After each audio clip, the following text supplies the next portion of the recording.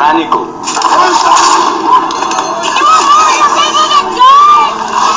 deceptive,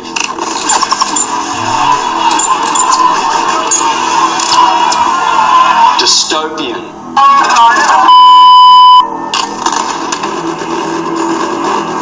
fraudulent,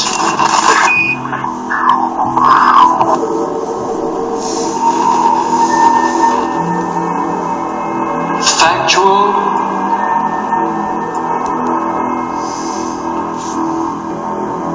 truthful,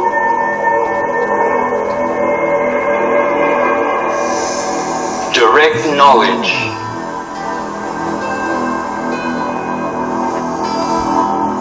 has been taken away from the masses for the purposes of control.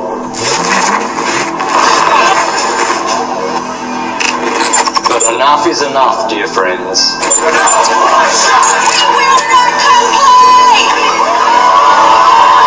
Now is the time to take what is rightfully ours.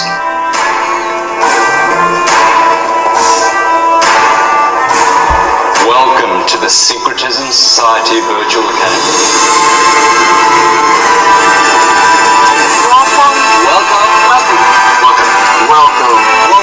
Welcome to the Syncretism Society Virtual Academy. Within the Academy, we have great minds to collectively bring our alumni a staggering range of knowledge. Based off decade after decade of quantifiable research. Spanning from sound medicine, yoga science, Indian spirituality, Medical astrology. Wisdom to sovereignty. Holistic health. Esoteric sciences. Astrotheology. Acquiring these truths, dear friends, will drive your empowerment and ability for proper ascension. take back your sovereignty.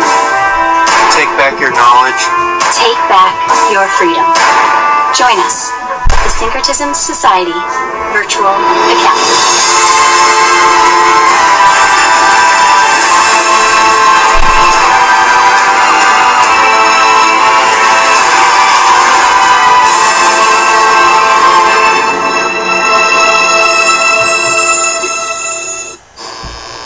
What is it? Mathematical, mental, magnetic? How do you want to... How is this holographic thing? What is it? How do you explain? Well, first I want to say hi to Logan there. We've done some pretty good podcasts together. What's up, brother? Good to have you on, man. Yes, the second podcast we did actually sent my analytics through the roof. After that, I don't know. I maintained, but it was pretty good. And we need to do that again sometime. I believe our last. Can you hear me? Can you guys hear me? Yeah, loud and clear. Yeah. Good. All right. I just noticed that there seems to be a visual delay between what I'm saying and what I'm seeing. Yeah. Don't worry about it. Just keep chugging along because that's Okay. that's pretty I normal. just want to say hi. It's been a month since he and I have talked. But you know, I have to address the issue that my conclusions and my beliefs being the result of all the material that I've ingested. I've done a lot of podcasts, Santos, since the last time we talked, and I'm gonna kind of take a back seat to that. What I mean is I've done 26 or 27 podcasts altogether, which is real rapid pace, and it's really good. It gets information out there, but truth be told, those aren't data dumps. Those are really me opining about, how I derive my conclusions, not necessarily providing the data in the podcast. It brings awareness and people appreciate it, and I get it. But I'm starting to wrestle with the fact that I'm being asked my opinion a whole lot more than being able to just show. Instead of telling somebody a truth, I'd prefer to show it to them. So I'm gonna start doing a lot more uploads, but like I used to do, like I started. just uploading whole data sets and providing visual presentations, sometimes monologues. So in answer to your question, I'm gonna have to say, man, that it is so entirely subjective that I can agree. When I listen to Ken Wheeler, I can agree with basically the fundamental tenets of Wheeler's positions because I can follow him. But at the same time, I also understand that the phenomena that Ken Wheeler is describing, it's so outside the range of scientific parlance that there will never be any congruency between the intellectual elite and the common people. We will never bridge the gap between those who consider themselves educated and those who really are. So when you ask me something about what is reality constructed of, I don't know exactly what the substance is. I have to fall back on my education. And my education is that the ancients believed that it was some type of ghostly structure that we call etheric today, although it wasn't called etheric back then. There have been people like Wilhelm. Wilhelm was real convinced it was orgone energy, and you already know the ancient Vedic, the Hindu, Dravidian cultures considered the Maya the illusion. But to me, it dissolves into arithmetic. It dissolves everything, no matter what it is. No waves, particles, whatever this substructure of reality is that is so tensile that a immortal being can be jacked into a pseudo-physical reality.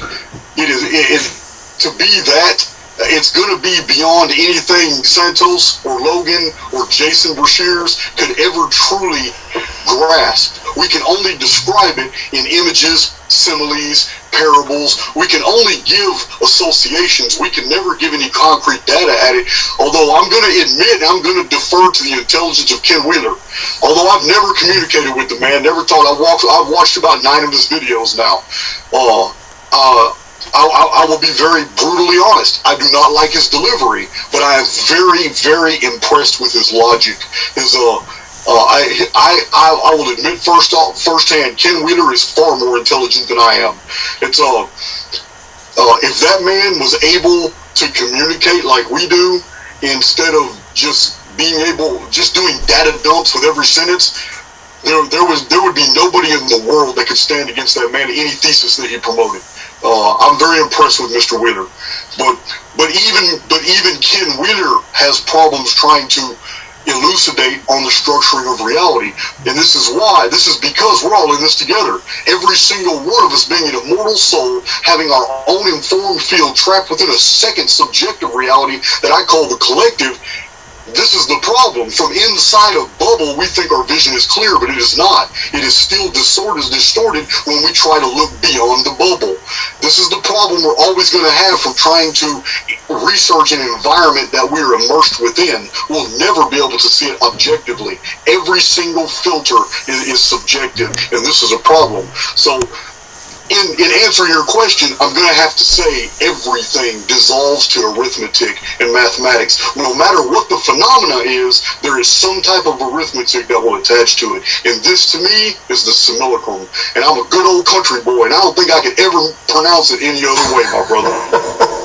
I gotcha. All right. But, look, the reason I did that was not to... belittle anyone who has a different pronunciation, but I'm into, saying certain things that are crucial words the correct way. See, for instance, some people say to me, "Oh, I love your syncretism, Santos. I love your syncretism and your Syncretism Society. It's just great what you're doing with synchronism," and it's not. It's syncretism. It's got to be right, for me. That's just me, and I had to get that out so that no more emails about how do you say it, simulacrum or whatever. Jason says it his way, that's fine. I'm not going to change his, but it's simulacrum. All right. So It's a tough one to get used and syncretism, okay, not synchronism, please. That's good. That's good stuff. Yeah. So Jason, let me ask you, man, you've been doing a lot of podcasts. So what has been the main kind of topic that you've been bringing up that's been a heavy hitter for the audience these days?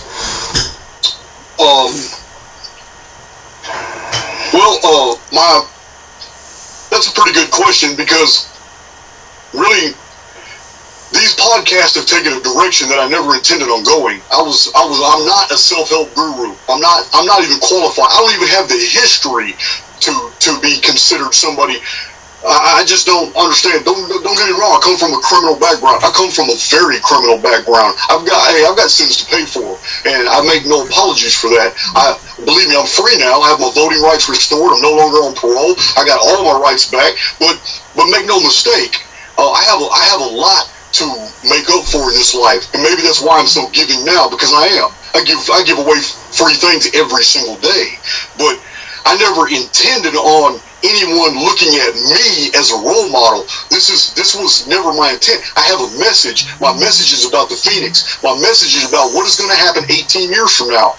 In the progress, basically, as I have progressed and revealed more and more information, and I have come into contact with people that have basically molded new ideas about the Phoenix, and I'm trying to get a lot of that out. But more and more of my podcasts are going into my personal opinion about what I believe this situation is that we call reality, and I'm very stringent in that. I have no backup and no yield in that. I am absolutely convinced that I am an immortal being, and I'm just living through a temporary experience. I am convinced I signed up for this. I am not a victim. I'm also convinced that because of the way I have lived my life, the things that I have endured and survived, the things I've witnessed other people do, because of this, I am an informed field, and I'm able to go my own way. I'm to choose my own coordinates. I cannot escape the simulacrum. I don't believe in the soul trap theory. I don't believe that there's a white light and there's a choice after. I believe all of us are just a bunch of spiritual minnows getting thrown right back in the same river until we go off the waterfall. And then we'll go into another whole nother holography, a whole nother dimension, a bigger lake. And this is my position, and it comes from long study. It comes from long meditation about all the things that I've taken in as true. So I have shared these details in my videos over the past 3 years in my uploads, but never did I assume that so many people were going to respond to that and then demand more information. That kind of puts me at odds, because I can provide information as to where I derive my opinions, but people start taking the opinions for fact and then citing archaics as if this is something set in stone when it's not. Right. I stand behind the Phoenix material, the Nemesis X material, and will debate any scholar, academic, anybody on YouTube about that material. I will provide the data sets, and I have no problem with that. But when it comes to this situation that we're in, that we're living in two different worlds simultaneously, it seems to be on everybody's mind now. This is why I'm having to turn podcasts down. I just can't do them. They're going to keep me from doing the material that I need to do and put out.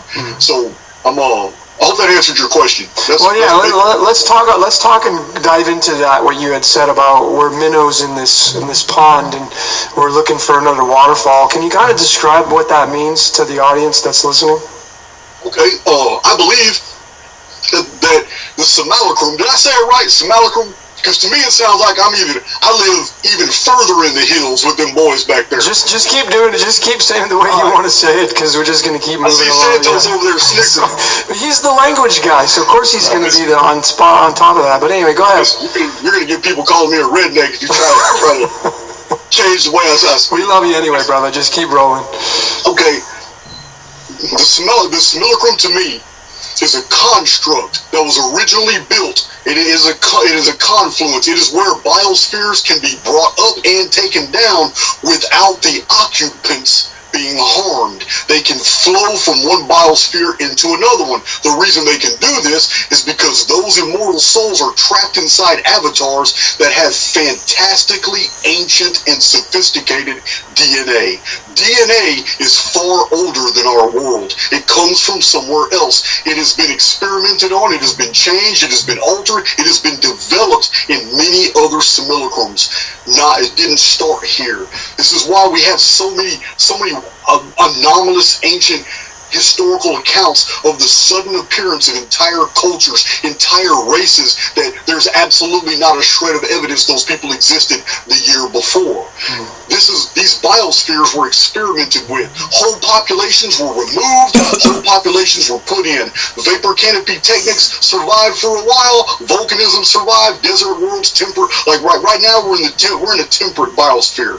So it has a wide fluctuation of climates from deserts and Arctic and all that. But at one time we were in a vapor canopy. One time we were in a super dense vapor canopy. The archaeological record is very specific on the things that it has found, and they don't make sense unless our world has been different atmospheric pressures at different times, which necessitates different types of life forms. Humans could have lived through all of that, but it would have introduced many changes. This simulacrum is like a river.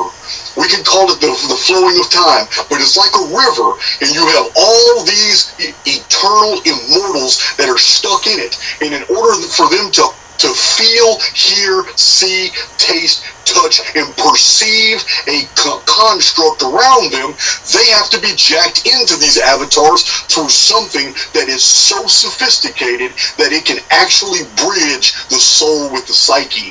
The only thing that we know of that can do that is the central nervous system. This bridge between realities is how we experience all these things. I believe that we are just an informed field. The rest of this is perception, that I have a body, that I have a name that's attached to this avatar. All that's just perception, but I'm a minnow, and I'm flowing through this. But because I am an immortal being, and I have my own abilities within this construct, I can swim where I want to go. I can go up, down, back. I can go forward. I can go backward. I can join different schools of other minnows. I can even mess with other fish. I can do all kinds of things as I'm flowing through this continuum with all these other minnows. But one thing I can't do is I can never breach the banks of the river. I wouldn't be able to live. My life is governed by the arithmetic inside the simulacrum, which means that I have to have a certain oxygen intake, which means I must be living in a certain atmospheric pressure. And because of these dictates, I have to stay right here. But if my avatar fundamentally changes, then I can breach the walls of the simulacrum and visit somewhere else and move around. But that's not going to happen yet. But in eschatology, we have a promise that our bodies will change and that we will be able to do things like that. But it hasn't happened yet. I believe that we are recycled into this over and over and over and over and over until its collapse, which is the subject matter of a lot of my videos. That's interesting, Santos, right? Because we had Roberto on talking about the Toltec, and he was mentioning about us moving into a silicon-based body. Yep. A crystalline body. Have you kind of thought about that stuff? Because we had this amazing guy on Roberto we did a few weeks ago talking about the Toltec traditions and stuff like that, and he was saying that we transverse into a crystalline body, silicon, and we move into a space that's far beyond the aspects of the physicality, the avatar that you're speaking about. Have you kind of does that fit into the narrative of what you're saying? It does, but you're citing a Toltec frame of reference, so let's stick with ancient. Let's stick with ancient America. One of the greatest texts that ever came out of ancient America is the Mayan Popol Vuh. If you have not read the Mayan Popol Vuh, what you're going to hear from me right now is very strange.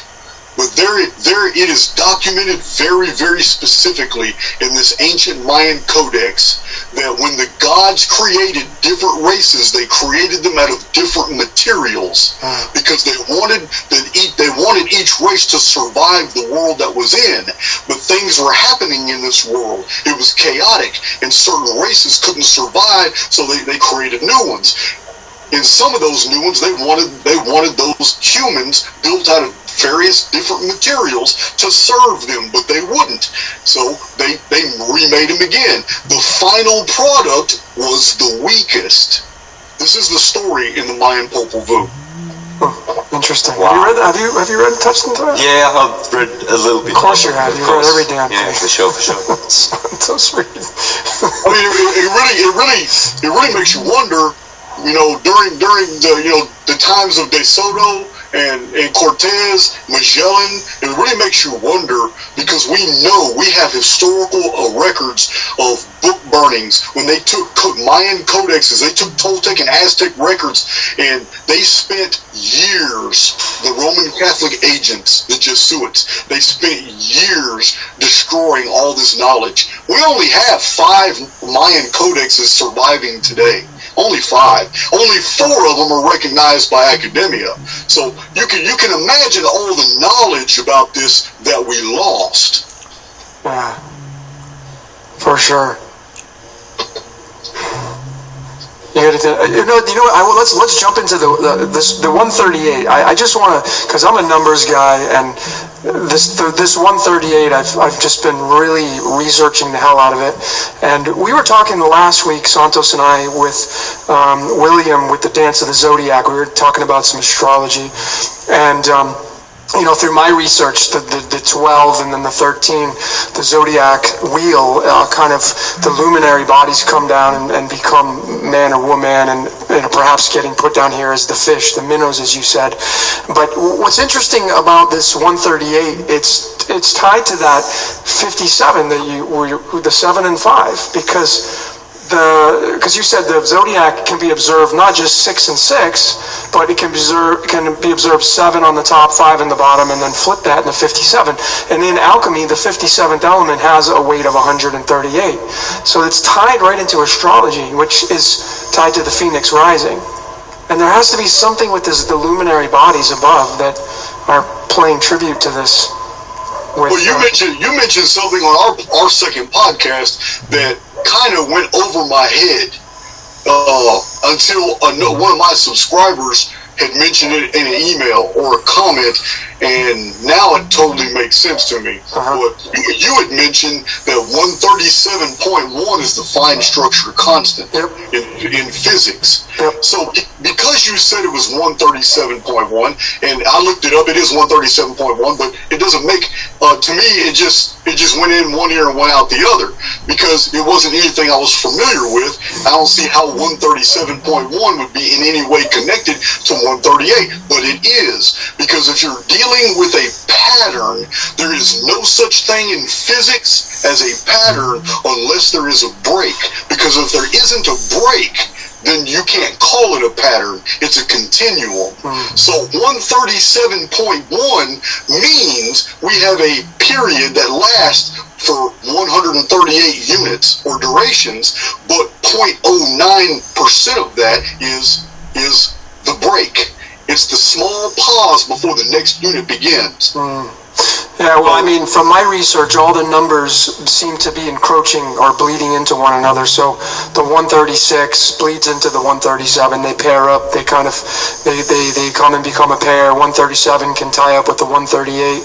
And when you bridge that with alchemy, it's just very interesting, because then you can tie it into numerology. And the simulation is, from all the research I've been doing, it's the 56, and that's barium, and that has the weight of the 137 and the 138. And when you bring in the chakras into this, the 5 and the 6, it's the throat and the third eye, and it's essentially, if you can really think from an abstract point of view, it's the third eye swallowing the light and coming down into the belly of the beast, becoming part of this self-contained system that you have been talking about so very much, being stuck down here in the pond, as the minnow. So right, yeah, it's something else. I'm about to unleash my second wave. Already Archaix, I pretty much concluded. All these podcasts I've done pretty much summed up the first wave. My second wave, I might lose subscribers. I'm about to turn Ken Wheeler on a bunch of people. Yeah, I'll show you right here. Are you going to be involving any physics with your second wave? Well, I read a lot of Dale Pond and Paul LaViolette and Ishak Bentov and P.D. Alspinski. Yes, I have to address some issues of physics and awesome. Yeah, it's deep. So you're gonna be bringing in some Stalking the Wild pendulum stuff. You see this? Yeah. Yeah, this is the second wave. I never had time since I've been out of prison to type all this up, so it's still all handwritten front and back, every bit of it. It's all handwritten, but I write real neat. I'm left-handed. I'm neurotic, so I got all the authors' date of publication, page numbers. Yeah, it's I'm looking at right now Hans Bellamy, 1902, talking about an ancient Mayan system that was 2760 years, which is divisible by 138. Called the Atlantis Myth from 1948. It's an old book. But anyway, this is wave 2. This is probably about 100 videos worth of material, but this is all uploads. This isn't podcasts or live videos. These are data dumps. That's what this is. Okay. So, that's what I'm getting ready to do right now. That's why I've been kind of quiet. It's uploads take you guys know uploads take a lot more preparation than podcasts. Podcasts we can all get together and just go. Yeah. Hey Jason, what's your sun sign? Virgo? It's July, right? July 9th, right? Are you July 9th? I was born June 9th. And I really don't understand the astrology. Astrology, I haven't never studied it. I don't. June 9th, good. Gemini, yeah. Gemini. No, that's good. Sun sign, are you asking me basically the month of my birth? Yep. Okay, yeah, June 9th. I did read a book from 1893 because I have told my own subscribers, and I know at least 100 of them, because they have blown my emails up in appreciation, but I know at least 100 of them have downloaded a free PDF. But when I was in prison, I wrote a book called Influence of the Zodiac on Human Life. It's a short book, but it is absolutely packed full of data, and the reason I told my own subscribers about it, it was published in 1893 because I looked up Gemini. I looked up June 9th in that book, and I looked it up, and it nailed me to the T. Even the embarrassing material, even my faults. It didn't just stick with the virtues. Even the things that, in the private Jason, it nailed it all. I'm like, man, there's no way. So me being, critically minded, I closed the book, think about it for a little while, and then I start from the beginning. I'll be damned. I bet you I'm gonna find Jason in every single month. I didn't find Jason nowhere. I found Jason in Gemini. Yep. So that book right there shocked me. Now astrology isn't anything I've studied. Don't really understand it. But I did read that in some books like Stellar Theology and Masonic Astronomy from like 1881, 1882. You're familiar with that book, Santos? Yeah. That's a real famous astrology book from over 100 years ago. Yeah. I did read the book, but I've read a lot of books because when you're reading material that was written before World War II, it's a journey. Because those men, I'll give you an example. I have books from the 1890s on surgery in my library. But in order to talk about surgery, these men back then would sit there and give history lessons on the last 3,500 years of the science of surgery. And there would be a historian before they even got to anything about modern day surgery in 1890. So I love these old books because these old books are so valuable. You will always find gemstones in books that you're not even searching. I mean, what I mean is you don't even know you're looking for certain data, but when you read it, you take it, you extract it. And so you find gems in these old books like that. Yeah, for sure. Just remember that influence of the human life. Influence of the Zodiac on Human Life. It's a free PDF. I know it because people are telling me they're downloading it online. It's 1893, and it's shockingly accurate for astrology as far as when your birth sign and all that. Yeah. Really. So Jason, let's talk about you saying that we get recycled back in, and then there's a breaking point where we just change environment completely. Can you expand on that, like getting recycled back? Is there a way to graduate to the next level? Do you kind of follow those patterns as well, like the Law of One material? I haven't watched the Law of One, so I really don't know anything about it. A lot of people cite it, and I know I'm getting pressured to read it or watch it. It's a book Yeah, it's a book, and I'll give you the nitty-gritty on it. It's just if you're 51% service to others, you'd graduate. That's it. So it's I've never heard that. Yeah, it's very that's like the big key takeaway is being 51% service to others. So slightly love. Okay, well, I mean, we can go back to like ancient Egypt, and when somebody died in ancient Egypt, their soul traveled through the underworld, which was called the Kingdom of Seeker, and many of the core. Now, I want to call them structures, but when you read the ossuaries and you read the coffin texts, when you read all the material that Wallace E. Budge put together that we call the Egyptian Book of the Dead, because contrary to popular belief, there is no Egyptian Book of the Dead. The original writings were called the Book of Ankh. It was the Egyptian Book of Life. Somebody later called it the Book of the Dead, but there never was a book. These are collections from the coffin texts, the ossuaries. These are from the inscriptions on the walls of Karnak, Waset, Thebes, Heliopolis. This is just a huge compilation of basically hieroglyphic and hieratic inscriptions and texts that were taken from all over Egypt. Remarkably, none of it comes from Giza, because no hieroglyphs have ever been found at Giza. But they come from the core Egyptian belief systems about life and death. But they come from a period that was like 18 centuries long. This is why in the Egyptian Book of the Dead, sometimes it's talking about the ladder of Set and how souls have to ascend up the ladder of Set.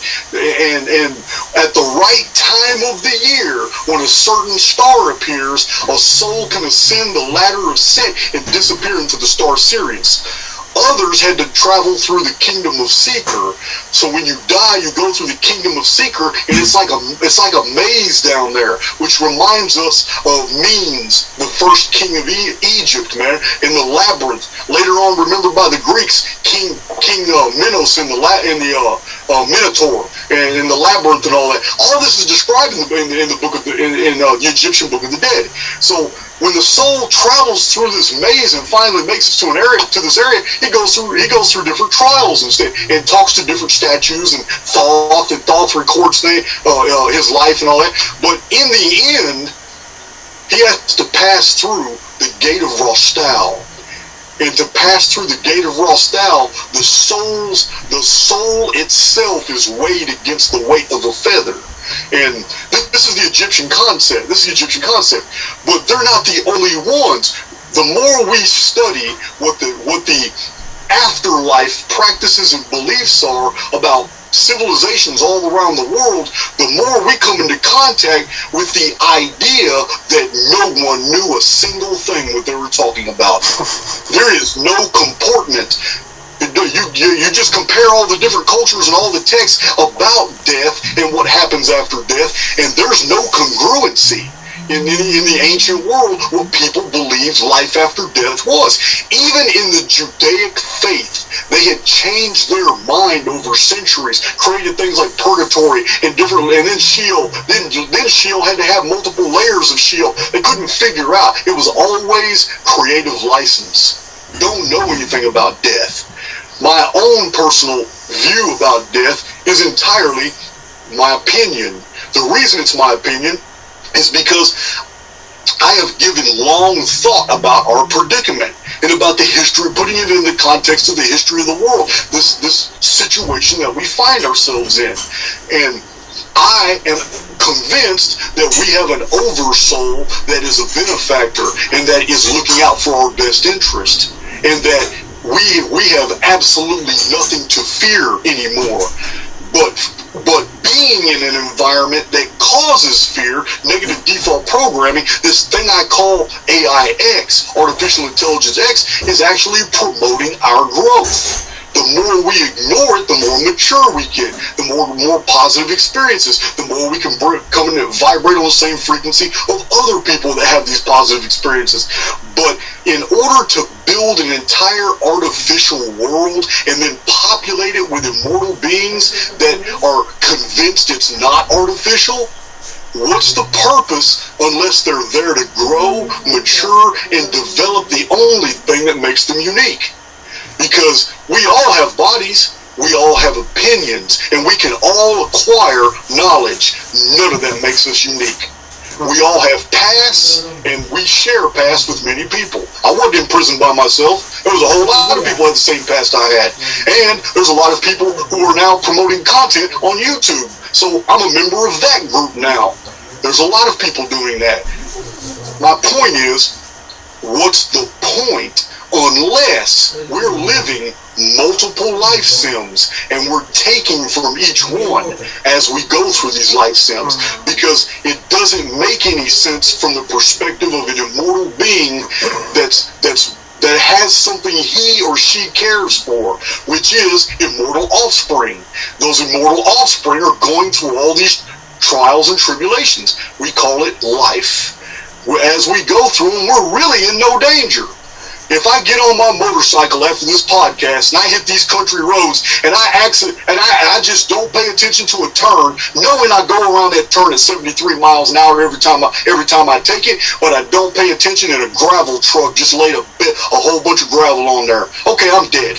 It's over there. It's over. 73 mile an hour turn, sliding on gravel will kill everybody. So Jason's gone.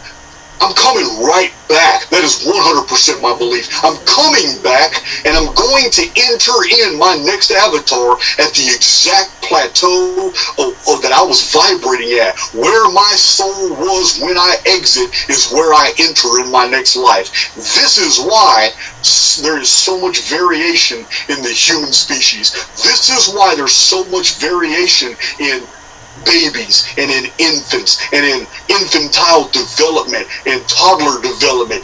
This is why so many children under 10 years of age have memories of living in another family, in another community that was close by, and they share intimate details. They're documented and everybody's mystified. It's written down, put in a file, and everybody forgets about it. Then 20 years later, some author comes out and publishes 400 of these cases. I have to include his data in my paradigm.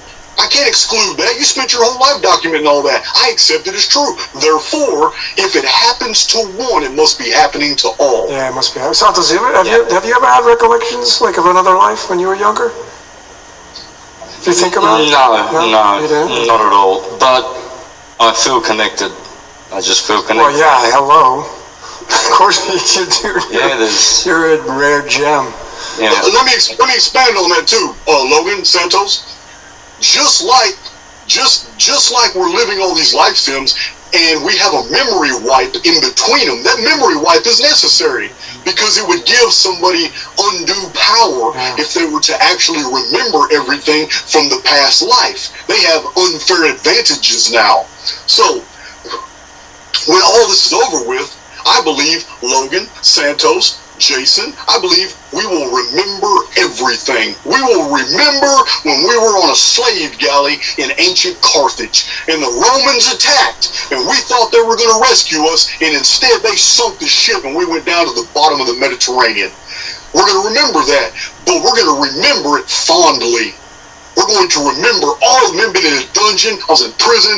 I was a multi-millionaire in the Etruscan Equestrian Society. I was running everything. I had 4 wives. Whatever the situation is, in the future we will be able to look back and remember every life sim, every single experience. We will take the good with us because the negative default programming is magnetic, and it's going to pull all the negativity back into it when the simulacrum collapses. When the simulacrum collapses, everything negative collapses with it.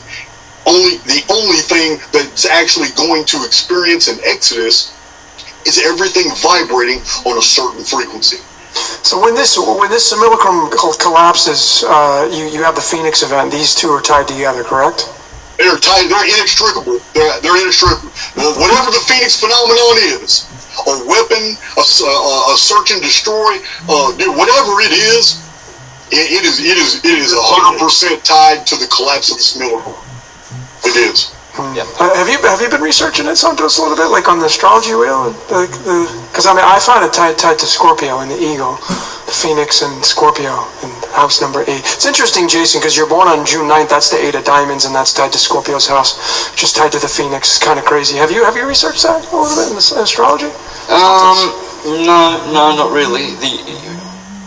You're talking about the The simulacrum melting down? What? Yeah, well, I mean, he's just saying when it collapses and you have the phoenix rising out of that from the ashes, however that looks, just using these concepts. Well, I'm starting to see that all of these ancient cosmologies are not as ancient and yet very ancient as we thought. You know, we place the Bible at 4,000 to 6,000 years old. Moses was the writer, blah blah blah.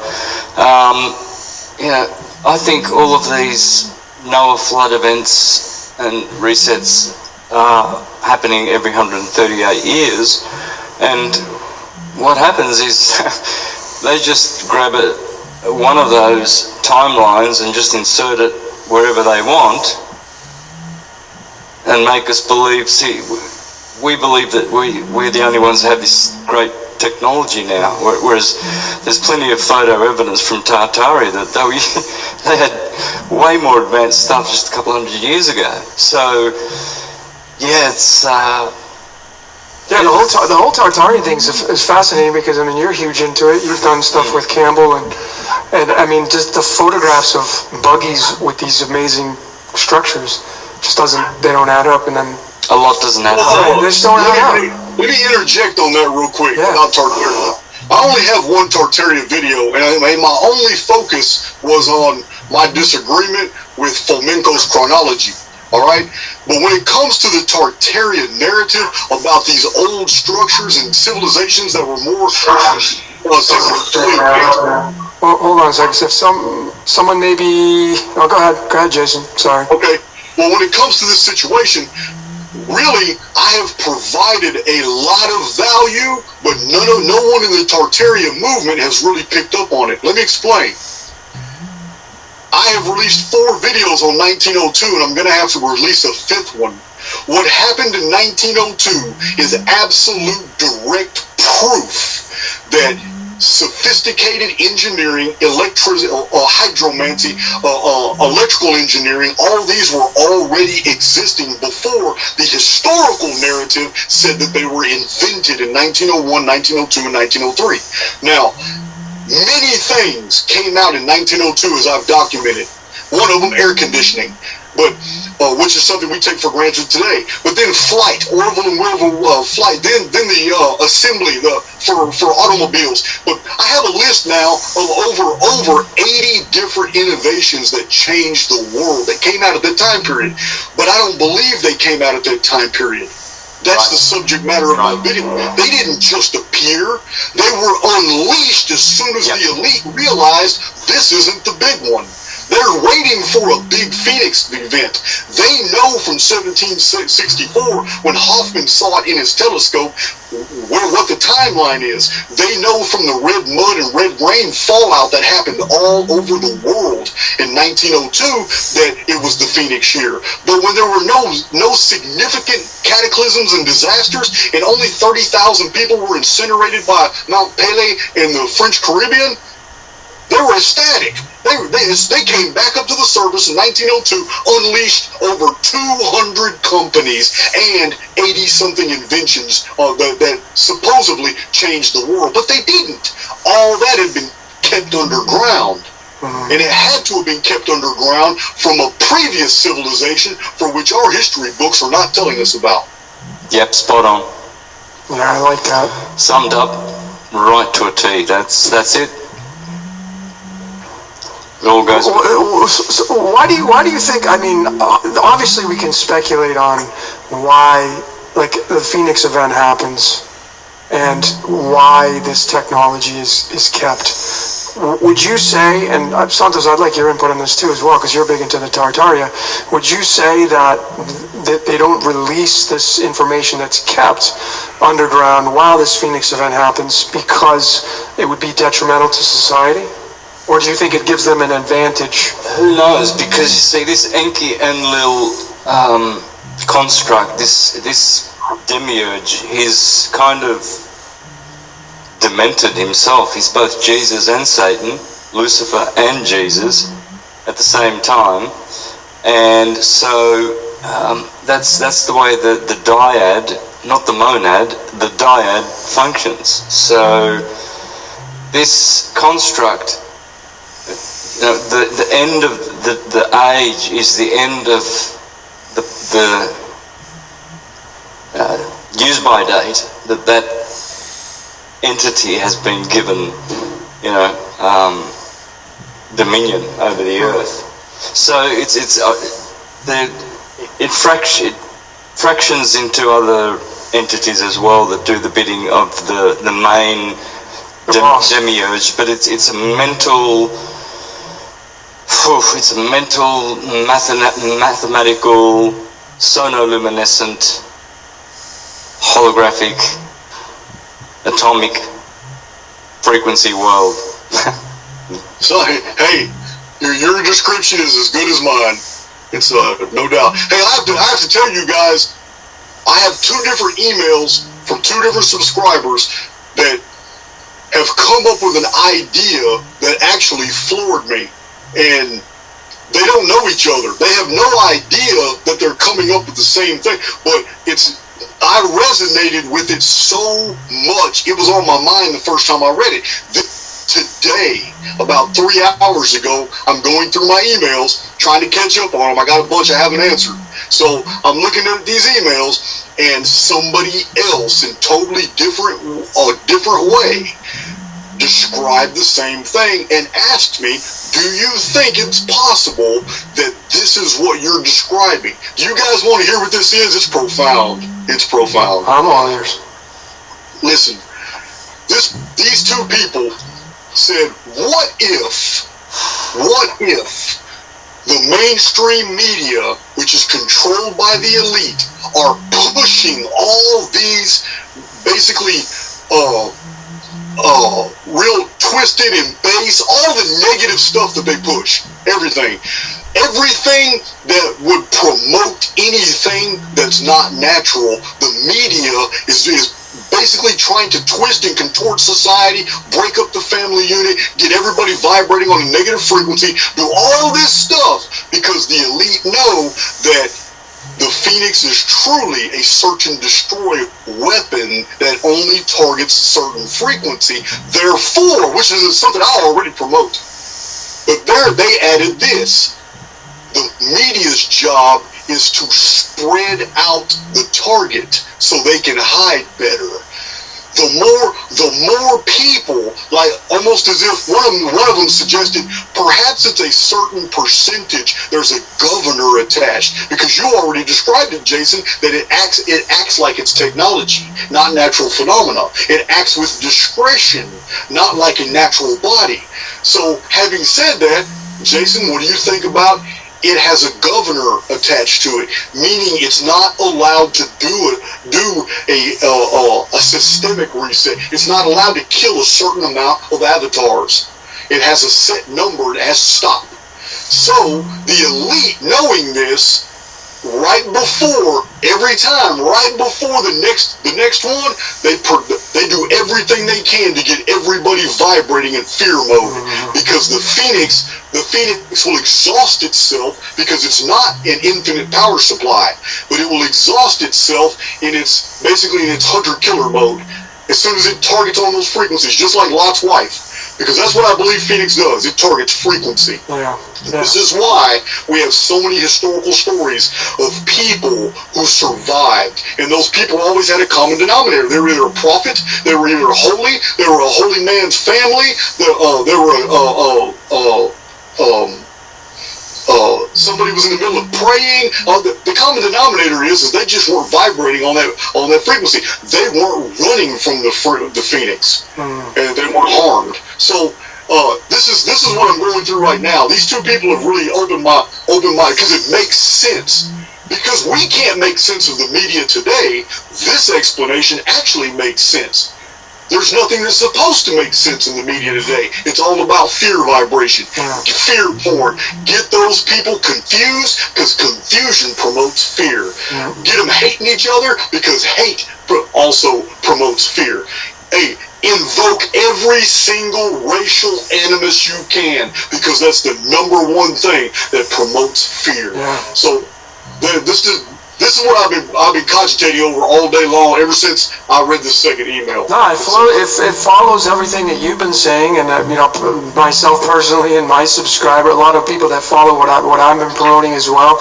And you had said something during our transmission, our simulation theory part 2. We were talking about the collective.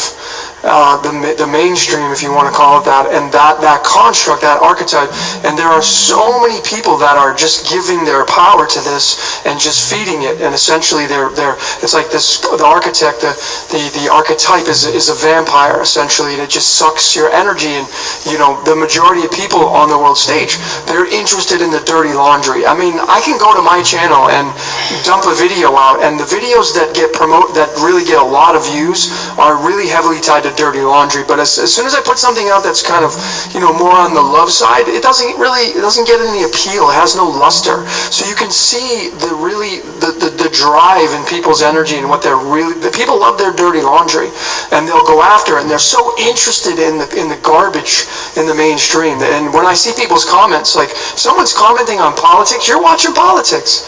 If you're commenting on the mainstream, I mean, we're all subjected to it, but if you're heavily commenting on your social media page, well, then you're giving all that energy to it. And as you mentioned, Jason, you said, and I want you to touch on this, because you said you ain't going to change the collective.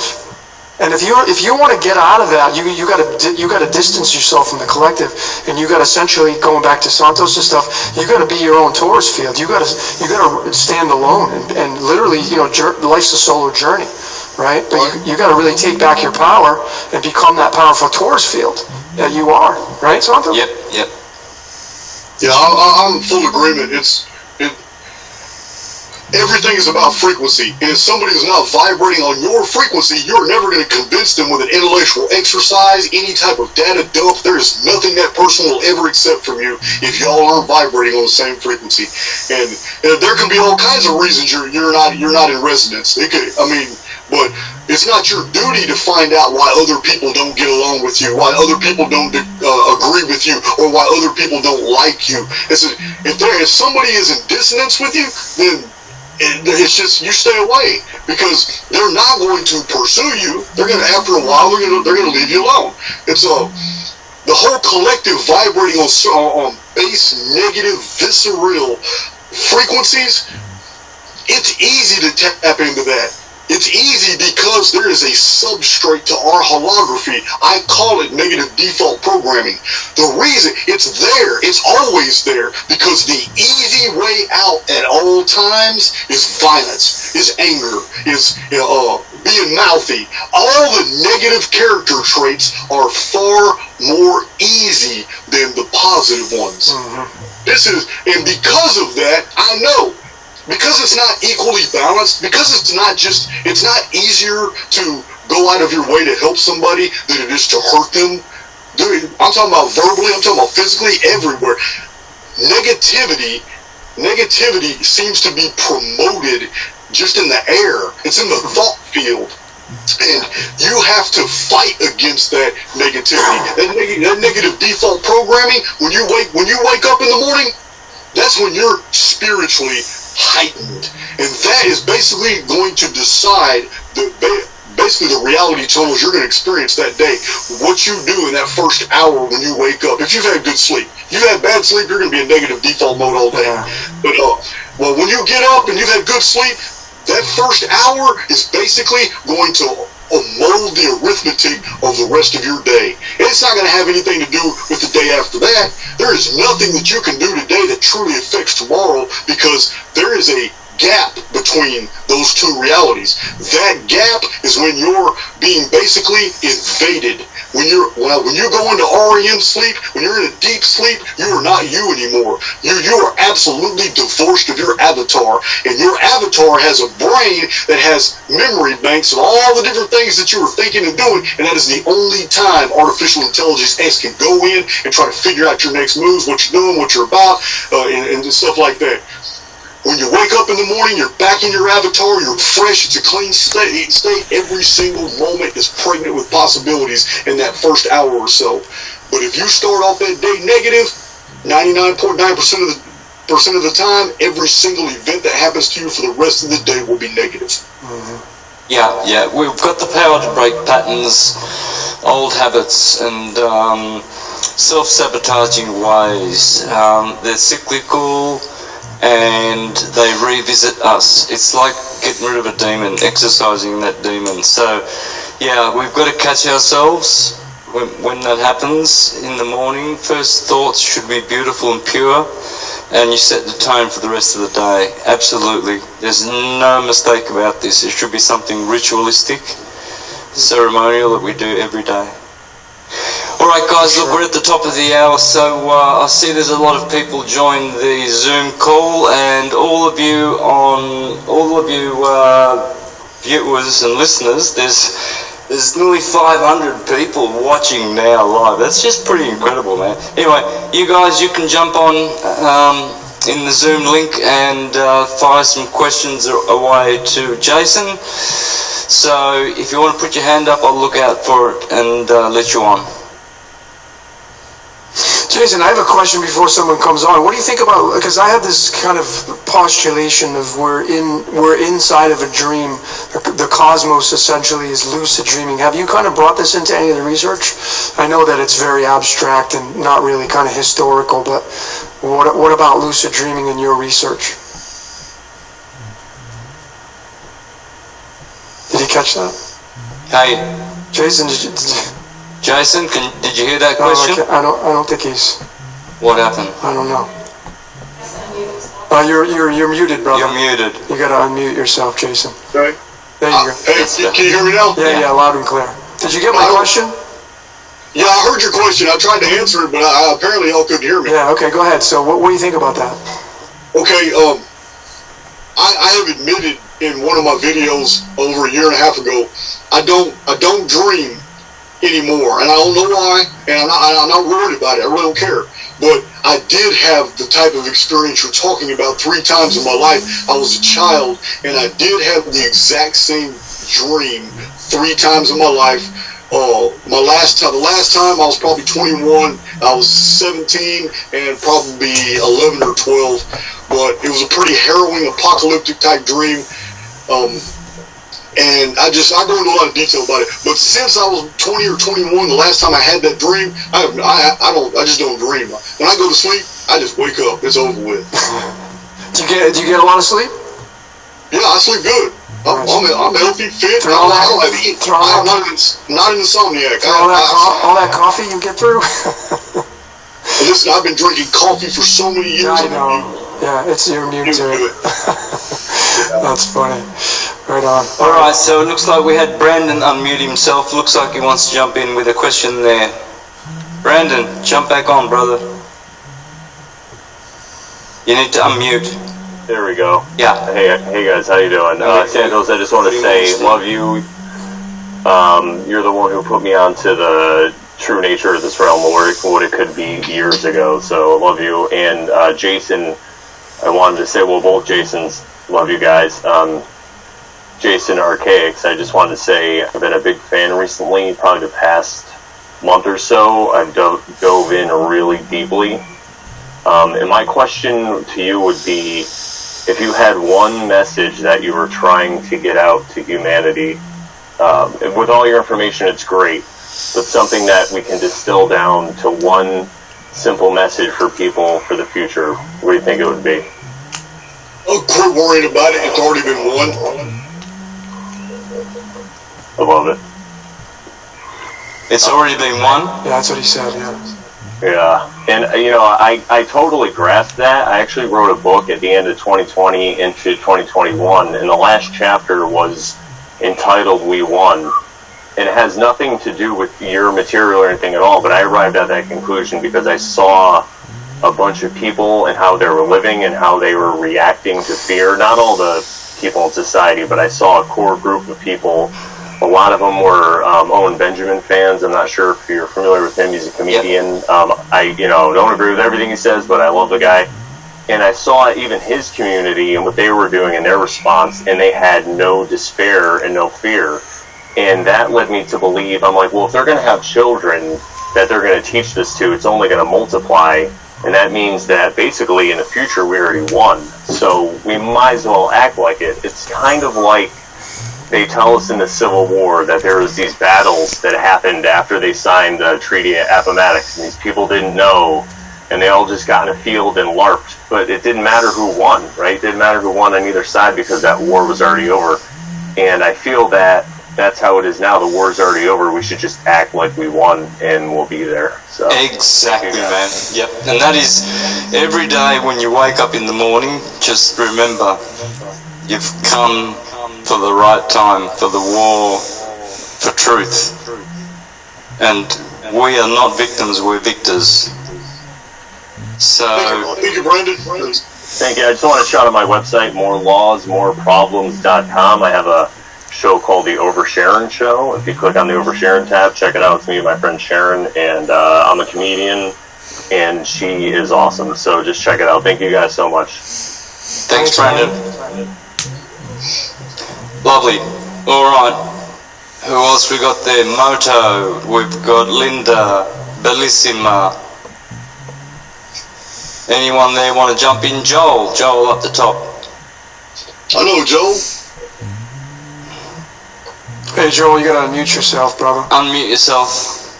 All right. Yeah, thank you, guys. Thank you, Santos, Jason. Good to see you again, brother. Logan. What's up, man? Yeah, so really appreciate it, Santos. Between Roberto and Jason, I've got to interview both of them, and I discovered them through you. I'm a huge student of the Castaneda material. I studied directly with Carol Tiggs, who was Carlos Castaneda's dreaming cohort. And so, to me, your question, Logan, about lucid dreaming is the key question, really. And it's all tied to memories. So our memories and our capacity for using these dreaming gates as a means to discover other realities. So that may sound far-fetched, and the Castaneda material is considered to be fiction by many because it's so extreme. But everything Jason talks about in his videos of all the data that he's discovered, it ties back to these really complex yet simple concepts that Carlos Castaneda unveiled on the world.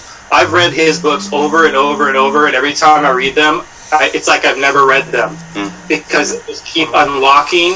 They were written not by Carlos Castaneda, but by his elders. They were the ones that kind of convinced him to write it. And they left information in there that will literally unlock the mysteries of the world. And so as a student of Carol Tiggs, I've been shown how to become nonlinear, how to stop time, like Jason had happen when the motorcycle accident. We are not linear. And so what I'd like to ask Jason tonight is about memory.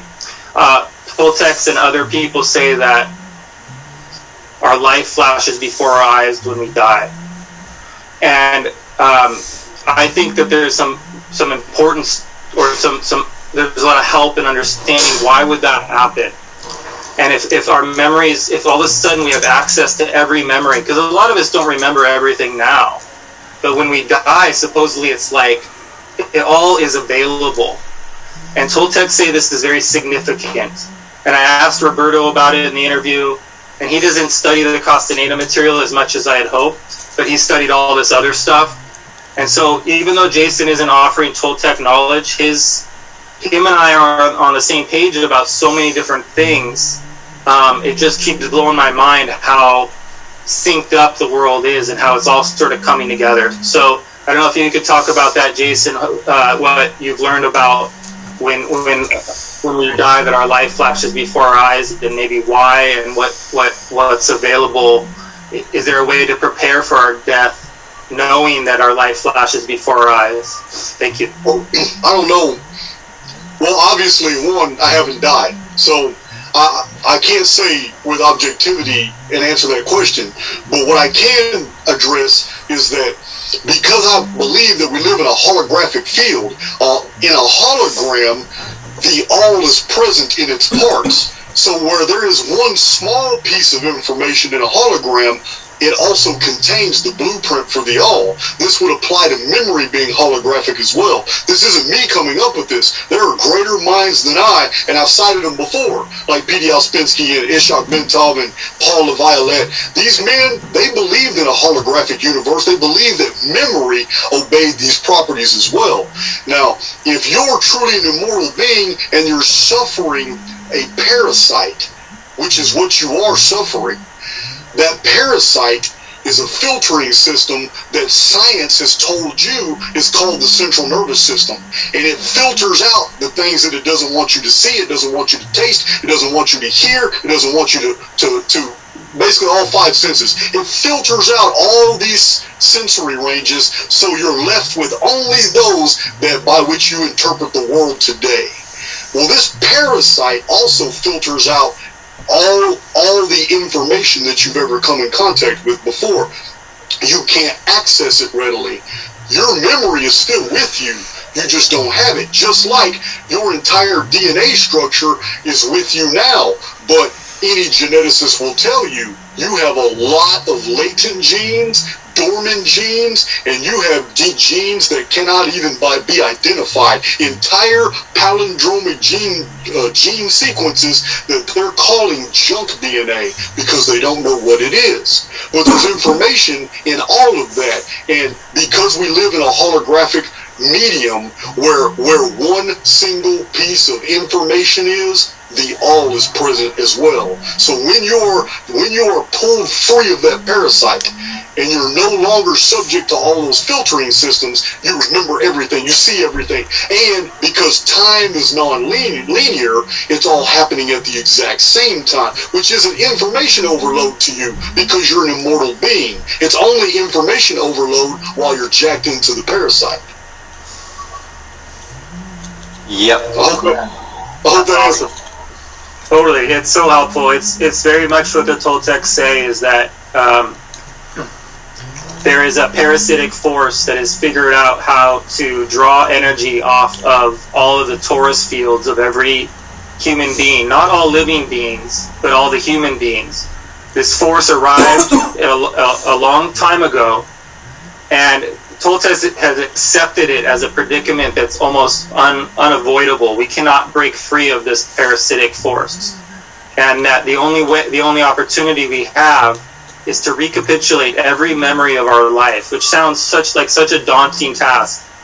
But they go after this as a means to develop that muscle, so that they become they no longer follow the ups and downs of this world. And they think of everything as a distraction, and they just go inward, and they reclaim their memory. They cleanse their memory cells through purification by letting all of their memories go. And something magical starts to happen in your lucid dreaming when you do this. And once you break free in lucid dreaming, you don't go to sleep at night. You stay in the in-between state. And so that would be a solution to what you were talking about, is if AIX has access to you at night, but you learn to rest every night without going all the way to sleep, and you stay in a conscious, lucid state, you get just as much recovery every night, but you don't ever go unconscious. Yeah. And I promise you, the most incredible things, it's just like miracles. You are literally seeing the most incredible landscapes, different worlds, different realities. Your memories come back, and they're pure and magical. You stop being attached to whether this is right or wrong. Everything just becomes these incredible lessons. So lucid dreaming is the future. Everyone's going to learn how to utilize their dreaming body, and we're not going to be as easily manipulated. And this is for the errants. This is for the ones that are not the NPCs. But it's crazy, Jason, that almost you've sacrificed lucid dreaming for data mining, which is great. I mean, to put all that energy into what you do, you're basically using all your dreaming energy for a task. And so if you were to take a break from that task, which I know you can't, because it's your purpose, which is awesome. But my point is that some of us, our purpose is to not do. And that Toltecs call these things not doings. And that's where you stop thinking entirely, and you go into levels of silence that are considered impossible. And you sustain this silence for long periods of time, like what Roberto talks about, fasting for 21 fucking days. I mean, that's going to change your perception so completely that you'll be able to have access to the other dimensions. Shamans eventually unlock that, and they go past the dimensional transitions into other realities. They basically go backwards through the stream of consciousness to that which is projecting this, and there's like these grooves. and you can switch from one groove to another groove, and you'll enter an entirely alien world with other beings, other creatures. And if you aren't paying attention and you don't know how to fit in, they will pick you off and squash you like a spider that just crossed your desk. So you have to learn how to navigate. Shamans have the secrets. They just don't talk about it because they're so focused. Once they unlock this stuff, they don't go off teaching this stuff unless you're a devoted apprentice, because they lose interest in this world. They lose interest in trying to prove anything at all. They just become fascinated beyond comprehension. And I've never met anybody like you that's been able to validate these things, Jason, outside of that construct of the Toltec knowledge. So I think it's just a great merging, and I just appreciate all of your answers and hope to interview again. I'd love to interview you, Santos, and you, Logan. My channel's new and young, but it's going to be really dynamic because the Castaneda material is just not understood yet. So appreciate your time, guys. Thank you. Joel, I'd like to address one thing about the fasting. Okay, I come from a puritanical Christian background, and I used to fast as well. But I agree 100% about the effect of fasting and its ability to manipulate our perception. The reason is the parasite requires a host that is full of nutrients, and if you starve the host, the parasite suffers. If the parasite suffers, the central nervous system, it no longer acts as a filter. Without the filtering power, you are going to be bombarded with imagery and sensory perceptions that other people never experience. They're there for all of us to share. They're all around us in different frequency ranges. But because the central nervous system is a filtering system, we don't experience all these things unless we take things like entheogens, unless we take mushrooms and we take LSD. Some mind-altering deal can allow you to tap into those frequencies. Schizophrenics suffer the condition where their central nervous system is damaged, so they don't have the same filters. But I just wanted to say that fasting does work, but it's working because you're starving a parasite. Yeah. Yep, spot on. For sure. So get out there and fast, folks. Yep, fasting is absolutely wonderful. I'm looking forward to my next one. Alright, so we've got, looks like we've got Taj looks like he's next in line there, might want to jump in. Thanks, Joel. That was a great input, by the way. Yeah. I learned a lot. Thank you. Yeah, thanks, Joel. I got to see your interview with Archaix, and I said it to my mom, and she was really, really kind of blown away by it. It activated some things in her. I just wanted to suggest there's a great book called The Craft of the Warrior by Robert Spencer that you might be into. We've been sitting in a group, The Craft of the Warrior, for the past 2 years and just implementing this thesis of this writer's work that includes a lot of Castaneda's work. Anyways, man, it's an honor to be back on here. I got to see this, and I'm alone in hall in my building, so it was like, man, I get to interact a little bit.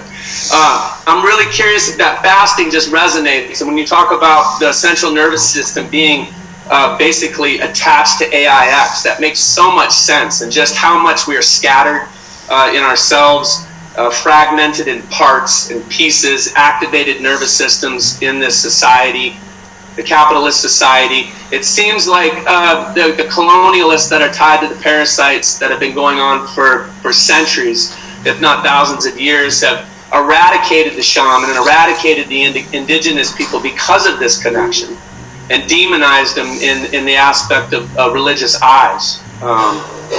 So that makes a lot of sense. Coming in, I didn't mean to interrupt. Go ahead, brother. No, I agree. Yep. So as far another question I have too, I've been really interested in some of the material out here with awakened consciousness and the soul reincarnation trap. Something about it just resonates strongly with me. But I always felt that it wasn't always like this. That a parasite had come in and it hijacked as above, so below. And your material just really opened me up to going, no, that does make sense. Something did come in and hijack the system. Which brings me to my next question. Oh, go ahead, sir. Oh, I'm agreeing. Yeah. So which brings me to my next connection. So if we are basically stuck in this reincarnation soul trap, go to the light, mind is zapped. When you talk about this 2040 reset and the return to the vapor barrier and the end of that, it makes so much sense that there would be an end to this parasitic hold, and that we are in those times. We are in the quickening. We are in the apocalypse, which is the revealing. And I guess, if anything, I just wanted to thank y'all, because y'all been a part of my opening and my next quest of knowledge. Santos, all the astrology, making sense that the star clock is above us. We resonate. The Bible is a metaphor. It just resonates with my being. So I just bless y'all, and I thank y'all for putting out the truth to allow people to take bite-sized pieces and take those seeds and plant them in themselves. Thank you. Thanks, Taj. Thanks, brother. Appreciate that very, very valuable input there, brother. Yeah, it's great. Also, I just wanted to send you, Santos, I just came out with a new album called The Unknown. And I got a nice little video of amateur astronomers taking video of stars that NASA never shows us. And I'd like to send that to you. And just get your input, just spread it out there. I have a hard time promoting myself, but I'm stepping out of my bounds to do so, to do my little bit of work. Yeah, please do so. And that goes for anyone else, including you, Jason. If you put out something special, just tag me there. Don't tag me, because I never check the tags, but send me a personal message on Messenger or email me, and if you want me to post it, get it some traction, I'll go ahead and do it. Whatever you do, whether you're on... Okay, I didn't, appreciate that. Yeah. The last little thing, Jason, I'm going to be emailing you. I'd like to catch up, brother. I'd like to have a little Zoom with you. If you have any time, I know you're a busy man, but I'm just going to reach out. I'm getting better and better at time management. I hear you. Well, you're a busy man. You're putting a lot of information out there. I can only imagine the inbox. Yeah. Hey, Taj, what's the significance of the buffalo head behind you? That's the Tatunga. So I've been honored to walk these Lakota ways as a non-native. So it came to me from a friend of mine. So I have a building in Hall. Strangely enough, it was my father's building. I'm the Taj in Hall, kind of joke. Gotcha. Yeah, but it's been a blessing to walk these. And growing up in Montana, I grew up around all these tribes. First school I went to was an indigenous school, so it's just walking the steps to do the little bit I can do. Is that the Lakota up north? Yeah, Fort Peck, Montana. So there's Sioux Assiniboine, Fort Peck, and then my brother, the chief in the arbor that I'm working with, Chief Cherokee. He wants to take me to South Dakota to Arvo Looking Horses Sundance 2 this year, so I get the honor and the privilege to be able to partake and witness and help hold space. Nice. Wonderful. Yeah. That's the magical part of America. Just the indigenous tribes. Here we've got the Mayans. I've seen the Zapotecas in Oaxaca. Seen the Chichimecas, the Mexicas. I've been to their ceremonies. It's incredible, the rich culture and depth of wisdom and cosmologies that these people have. They're just so rich. That's what makes America so special. All right, Gino. We've got Gino Costantino. He's unmuted there. Jump in, Gino. Gino, or there's Jay as well. Jump in. Somebody jump in. JB, Gino. JB. Hi guys. Bellissima. Thank you. How you going there, sister? Hi, I'm Sharon, and I just want to say hi to Santos and to Jason, and I'm just really thankful. Oh my gosh, sorry. Sorry, I have a timer on in the kitchen. I just want to say thank you to Santos. I've just really liked your work for like a couple of years now. And I do have a question for Jason. And I wanted to know, because he had mentioned not too long ago in another video I was watching, he was saying how Venus has a vapor canopy. And I wanted to comprehend what he meant by that. And I just wanted to say, I'm Sharon, the one that Brandon talked about, the first guest you guys had. So, hi. Right. Well, we have from the basically the Royal Astrophysical Society, we have thousands and thousands of astronomy reports from all the major telescopes, all basically around the world, going back 220, 230 years. And I understand, I mean, it's very complicated talking about this because I am someone telling you with one side of my mouth, I am telling you that the entire stellosphere is simulated. It is a simulated hologram. It is a multi-tiered hologram. It is specifically designed to provide more detail the more you search. So it's deceitful. So it's going to try and induce you to believe that you're in a much bigger system than you are, because we're in a closed system. We're in a closed environment. We're living on a flat plane underneath a domed curve, but that domed curve is in multiple layers of holography, and it's going to simulate whatever you're believing it is. In astronomy, astronomers don't actually see physical objects. What they do is they study phenomena through the spectrograph, and they analyze, and they have all these tables to tell them that these colors infer these chemicals and these compounds and these minerals, and they have perfected this for about 220, 230 years. Actually started before Galileo. However, it's all bullshit. Every bit of it is bullshit. Yep. But this is what they've put out in all their scientific monologues and all of the encyclopedias. They have basically scripted in a lie that there are physical objects in the stellosphere and that they're called planets and they have all these features. When they did that, it created a feedback loop. The next generation of astronomers don't understand that they're actually searching into a novel heavens, a novel environment. They're not looking with fresh eyes. They're looking with preconceptions, with what they've been educated to find. So when they look in the telescopes and they see certain colors in the spectrum, when they study Venus, they make the necessary interpretations that they're supposed to make, that they were basically trapped into making by their predecessors. Now because these colors infer a very rich H2O content in the atmosphere, and that these colors infer that this canopy must be hundreds of miles above the surface, and that it's actually a solid world. These are things that Immanuel Velikovsky was addressing, that scientists have concluded and basically trapped themselves into the conclusions that Venus is the only planet that we have studied that has a vapor canopy. All the rest of them are just regular worlds. Jupiter has a cloud cover, but it's not a vapor canopy.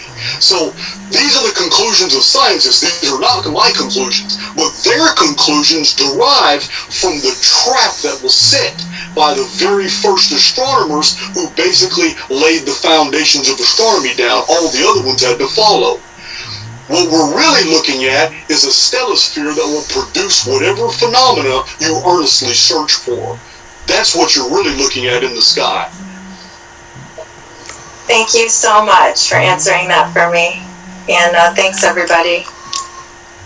Nice, thanks, Sharon. All right, so Gino, did you want to jump in there, brother? Yeah, what's up, guys? Y'all hear me all right? Yep. Loud and clear.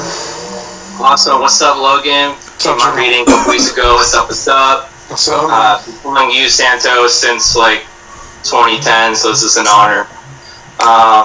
Jason, you're a very recent interest. I'll get right into it. I'm going to bring up a topic that will spur maybe one or two questions. I watched a video recently about Aleister Crowley. He's obviously an occultist that keeps popping up in the truther community. People talk about him all the time.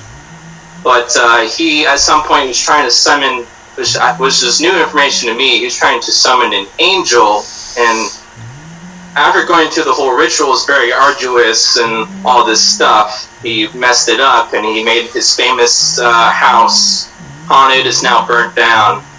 Well, I'm just wondering how that ties into the whole simulation thing, the whole angels and demons concept.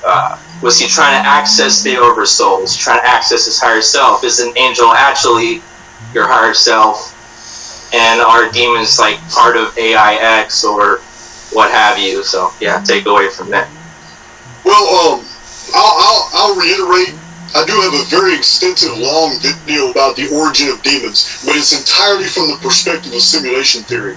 So that's what I'm going to give you in a nutshell right now, because there's no new information I can provide outside the context of that video. But to compress that information, I will tell you that disembodied spirits, phantasms, poltergeists, will-o-wisps, demons, whatever you want to call them, whatever they are, disembodied. These are intelligences just like you and me.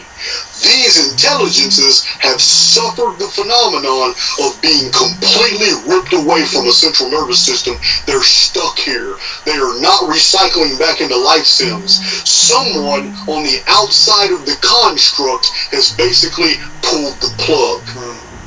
Do you follow me? Yeah. Okay.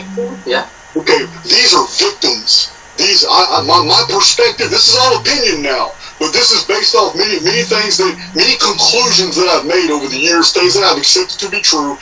And my educated guess is that these intelligences sometimes benefit us. They go through different ranges of emotions as well. They're eternal beings also, but they're trapped in the simulacrum. They've become captives. They don't have the freedom of being reborn, and because there's been a disconnect between who they are and being moored to the outside of the construct. We're still moored to the outside of the construct, and what I mean by that is you and I are sitting here discoursing electronically from a long distance. I don't know where you're located, but I'm in Central East Texas. But truthfully, we're just two intelligences in a wave field that are communicating. It doesn't matter. This medium of technology doesn't matter. We can strip away all this. We are two immortal beings that are basically just in our avatars, but these avatars are connected to a real body, a real source that we belong to on the outside of the construct. Because inside the construct, this is a time dilation. What you think of, how old are you? I'm 27. Okay, on the outside of the construct, they could have been 45 seconds. This could have all been compressed. You could be wearing a VR headset, and every bit of this experience will make sense to all of us as soon as it is over. But as long as we're inside it, it doesn't make sense. So we can analyze the anomalies. And one of the anomalies is what you address. We know, we all agree here that there's something to spirits. There's something to disembodied intelligences.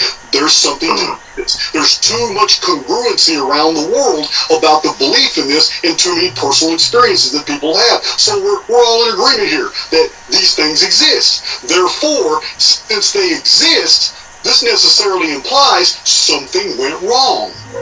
Something had to have gone wrong. My opinion is somebody on the outside of the construct unplugged them while they were in here. And once they're unplugged, there's no more recycling. Now they're stuck here until the whole simulacrum collapses. Then they'll be okay. Then they'll return back to their avatars and all that. But this whole thing that we've perceived that's lasted 58 centuries, 10,800 years, has probably only been a few hours. Because it would, however long we're here, it's not going to atrophy or negatively impact our real bodies on the outside of the construct. Whoa. All right, thanks, Jason. Did you get that one, Gino? Yeah, that was a lot. Yeah. I don't know, because he's also like kind of tied into like the music industry. Oh, you're still talking about the devil, and like what are artists actually saying when they say they sell their souls to the devil, like how he did? And, like, are they actually tapping into what these entities are tapped into, which might be something outside of the construct? Well, I don't believe that the evil's coming from the outside of the construct. I believe that's why the construct is here. The simulacrum here is to keep from any cross-contamination with the real universe. Yeah. I believe the real universe is great, and we can't wait to get back once we remember it.